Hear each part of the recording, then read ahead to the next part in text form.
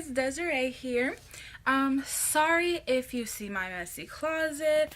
I've been doing some type of cleaning and moving things around, so it's still a little bit messy. However, today I don't think I look all that ratchet, okay? So applaud me for that. Sorry if the camera's like shaky. It's because I'm holding it, because there's like no good place to set the freaking phone in my house, apparently, especially where there's good light. So sorry if the camera goes from like up here to like down here and it's all weird and stuff, but anyways, let's get started.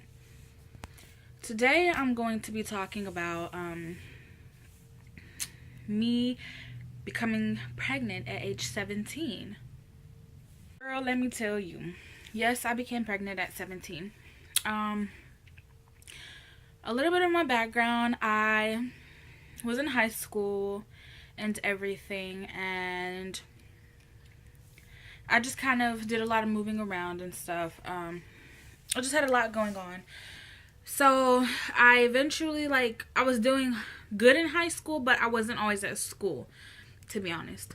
I lived in Kansas with my mom, of course, because I was a high schooler. So anyways, I ended up my sophomore year. I was always really good at school. I was always really smart, but I just got tired of going to school. I got tired of school. I got tired of doing all that stuff. I felt like it was too easy, and I just was never there, to be honest. I had turned 16, and so I was just like, you know what? I'm 16. I'm done. I want to do something different. I was talking to my mom about going to Job Corps. That's what I did. I decided to try out Job Corps. Before I even dropped out of high school, I had gotten accepted into Job Corps and everything. So I did that. There I got my permit. I got my high school equivalency. I got my CNA license. I got my health occupation certificate. I got CPR first aid. I got certified in everything under the sun. So I did that. And I left 3 months later, I completed the program. And because I was just like, you know what? I'm trying to finish school. I'm trying to hurry up. I'm trying to get out. So I got done, and whatever. Time goes on. I enrolled into a community college called Butler in Kansas. And I really liked the school a lot. I really enjoyed it. But I was dealing with a lot. I was going through a lot. I was going through depression, stuff like that. And, excuse me. I met a lot of people online. I made a lot of friends online, and I met a lot of people online. So, that's just kind of what I did. I'm very antisocial. I love people, and I love making people happy, but at the same time, I have anxiety, I have depression, I just don't want to deal with people, and I'm just really, really shy. So I just kind of met people online all the time. Anyways, I was on Facebook, and I, during school, and I met a person. I met a guy, or whatever, and we talked for a while, and then we just kind of fell off. We stopped talking. So I was like, okay, whatever. I'm okay with that. But this person, really left a mark on me. They really, left an impression on me. So I was just like, I want to talk to this person again, but we kind of fell off. And when I used to talk to this person, it was just kind of well, we were really good friends. We were really good at talking to each other and being friends, but it just seemed like it wasn't going to go any further than that. So, whatever. And this was in 2015, January 2015. At that time, I was 17. I had just turned 17. So then months go on, and I think it's maybe May or June or something like that. And and then somehow I talk to this person again. I end up finding this person. I get his number. We talk, and we're talking, and we're just hitting it off really, really well. And we talked a little bit in between that time, but it was never really a lot, and it just didn't seem like it was going anywhere. So I'm pretty sure we both ended up talking to other people during that time or whatever. So I'm so sorry that the camera is shaky, but anyways, so we started talking at maybe May, and then we talked all that time, and then around June, we decided to make it official or whatever. So we started dating and stuff, and then I went to go see him all the way in Tennessee in July for the 4th of July. And at that time I met his family and stuff like that or whatever.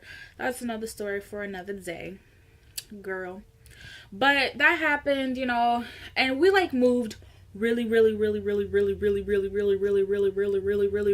fast. Okay, guys, it moved so fast. But anyways, so I eventually moved to Tennessee with him. And time goes on, and boom, I'm pregnant. Anyways, so the way I knew that I was pregnant was I just kind of felt like I was, and to be honest, I can't even say that we really took proper precaution, to be honest, all the time. So there was always that possibility. So I started to feel a little bit weird. I felt more tired, but nothing like severe. And the way that I actually knew was one morning I got up to make him lunch like I do every day for his job, and I just got really dizzy, like I was on a boat or something, and I could not walk, I could not stand up, I couldn't do anything. So I just like laid back down, and I was just like I was just dizzy. I was like freaking out, and I was like, something's not right. So I called my mom and I told her. She said, "Oh honey, something wrong with you, girl." So it really wasn't, you know, a surprise to my mom or whatever, but she kind of guessed it, I guess, and she said she had a dream about it or whatever. So you know how that be, y'all know how that be, you know what. Anyways, so that went on, and I finally took a test that weekend. And when I did take a test, I waited for a couple of minutes, and I didn't see anything, so I just kind of threw it away. I was like, okay, I'm not. I felt a sense of relief, but I also felt a little bit of sadness. I don't know why. But, just to reiterate, yes, I graduated high school. Yes, I got my job, got everything good. I'm good. So, yes, I can go live with whoever I want to live with and be whoever I want to be with and have however many babies I want to have. Because at this point, I'm grown. Not legally grown, but I'm grown in my head. And because I'm living with my man, like, you know, and I've always been fairly mature for my age. So anyways, I took the test, and it looked negative to me. I was like, it's negative, threw it away. Went in the room, and it was like, oh, it's negative. And he was like, girl, thank you. I'm glad it's negative, right? I was like, I know. Anyways, so like something was just like coming over me. Something was like, something's just not right. I was like, I'm gonna go look again. So I like got up and I went to go I got it out of the trash can in the bathroom. And I looked at it, and it like had a really faint line. Like I was looking at it like this, girl looking at it like this, girl looking at it like this. Like I was looking at this test, girl. So I'm like, this is a faint line. I'm not crazy. I'm not crazy. And I didn't want him to think I was crazy, so I was like, I'm not gonna tell him I'm not crazy. So anyways, I ended up looking crazy, right? So I was like, hey, come in here. I see a faint line. Am I crazy? Do you see this too? He said, no, you're not crazy. I see it too. We gonna be crazy together because I see a faint line too. We're not crazy. There's a faint line. Okay. Anyways, so we both saw the faint line, and I was like, this is just crazy. Like, I couldn't believe it, but at the same time, I was like, I don't know, because this is really faint. I don't know if we just crazy, girl. But anyways, so I called my mom the next day, and I was like, Mom, I think I seen a faint line. And she was like, you're pregnant. And I was like, yeah, we don't know that for sure. So I was doing all kinds of research and stuff, and I was just like, maybe I got cancer. Maybe, like, I don't know what I thought. But anyways, so my mom was like, yeah, you're pregnant. So that, like, really, it wasn't a surprise to my mom. She wasn't angry. She wasn't mad. It wasn't like I'm not mature. Like, I don't take care of my child. You know, whatever. So, you know, she was like, just take another test. So I was like, no, I want to wait a couple of days, you know. So I took the next test, and it popped up. But it was really, really faint again. So it was really faint again, but note that my mom had convinced me to take the test that day. So I ended up taking the test the night before and then that test that day.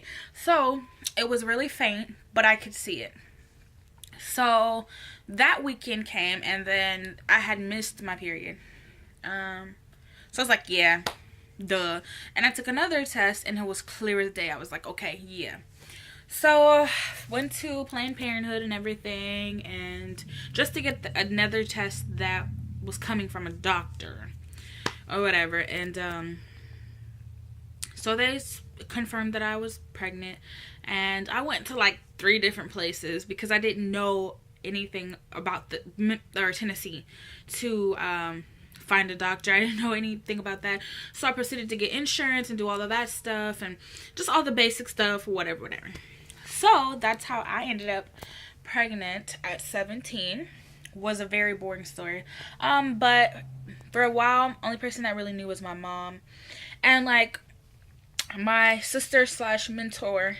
Like, I was really nervous about telling her, and I eventually told her, and she was like really amazing about it and everything. And then my dad, I believe my mom ended up telling him.